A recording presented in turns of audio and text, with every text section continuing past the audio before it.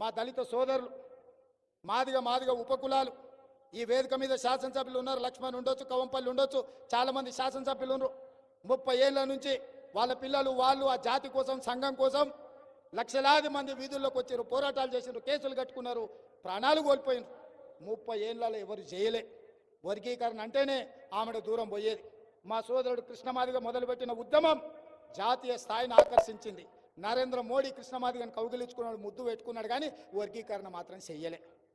నరేంద్ర మోడీ విషకౌగిల్లో కృష్ణమాదిగ కరిగిపోయింది, కానీ పార్లమెంటులో సుప్రీంకోర్టు ఆదేశాలు ఇచ్చిన మాదిగ ఉపకులాల వర్గీకరణ కోసం పార్లమెంటులో బిల్లు పెట్టలే, నరేంద్ర మోడీ చట్టం చెయ్యలే. కానీ మీ రేవంత్ అన్న సుప్రీంకోర్టు ఇచ్చిన గంటలోనే అసెంబ్లీలో మాట ఇచ్చి సంవత్సరం తిరిగే లోపల మాదిగ ఉపకులాల వర్గీకరణ చేసి చట్టబద్ధత కల్పించి నా మాదిగ దళిత సోదరులను ఈ రోజు ఆదుకు